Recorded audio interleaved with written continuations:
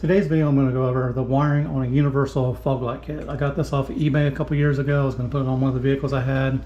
Never got around to putting it on the vehicle, so I think these will fit on my Ram ProMaster City, so I'm going to put these on the Ram ProMaster City.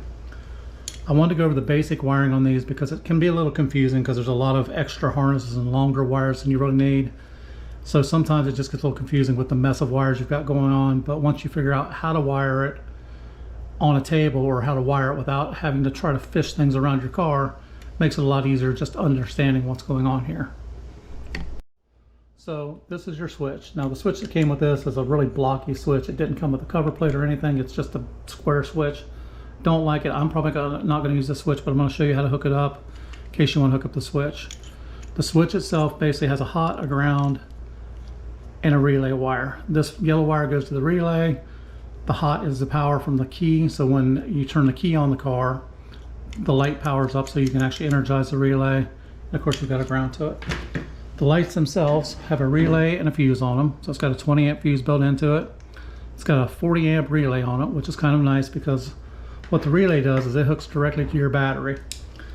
By hooking this directly to your battery and using your switch, instead of pulling the load off of whatever you hook this key onto, whether it be the radio or the headlights, you're going to get the full power from the battery from this, because all this is doing is turning the relay on and letting power come from the battery down to your lights. So the relay is really important to use on things like this. On the relay, there's a ground wire that's attached to this harness. It's somewhere down the line, which is kind of out of the way down here. But this is actually the ground wire for the relay. Hot wire for the relay is right here. The yellow wire is your accessory right here. And the blue goes to this light and this light. So it's split, so it turns on both lights at the same time. So that's what your relay does. Now to connect this to the vehicle, I've just got a little motorcycle battery here I'm going to use for demonstration. This ground will go underneath the vehicle somewhere because this is going to be down low by this light. So you're going to find a good frame ground somewhere and ground that. Your switch, same thing, you can find a good frame ground or a good ground up underneath your dashboard somewhere and ground that out. Your hot wire goes directly to the battery. So this is the hot wire from the relay onto the battery. You don't want to pull that off of a key on because again, you're going to drain your power. You're not going to have enough light power depending on the accessory you hook up to, or it may flicker or flash. Going straight from the relay to the battery gives you more power to your lights.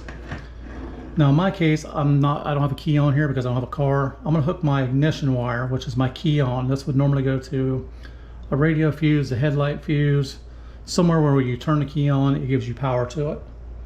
So I'm going to hook that to my battery.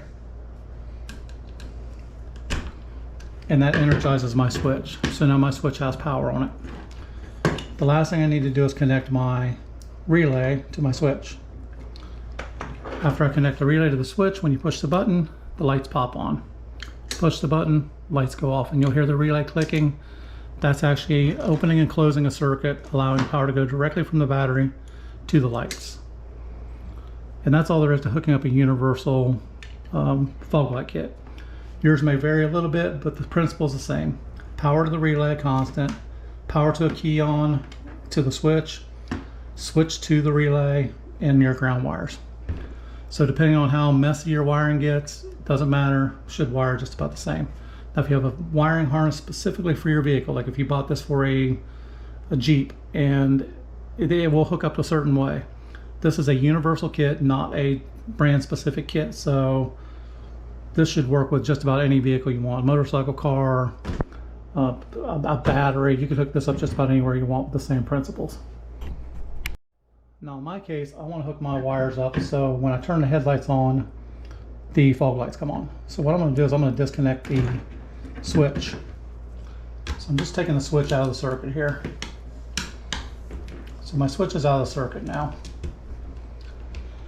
So I've still got my hot wire going to my lights, my ground wire going to my lights. Switch is completely out of the circuit. The yellow light, which is actually kicking on my relay and off, I'm going to tie this into my headlights. So I'm going to find the power on, so when I flip the switch on the headlights, when the power goes down to that circuit, fog lights are going to kick on also. That way I've got fog lights on with my headlights at any time. And again, that's all there is to hooking up a set of fog lights, a universal set of fog lights on your vehicle. When picking out your fog lights, especially the universals, you'll notice a lot of them are different. Some of them have a flat light like this one. Some of them have an angle light. Some have 30-degree angle, 45-degree angle.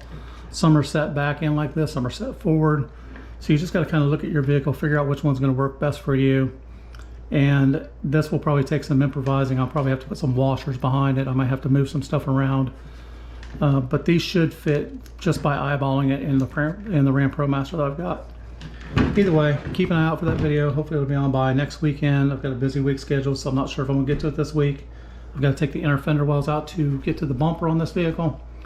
But either way, thanks for watching. Please click on like and subscribe, and have a great day.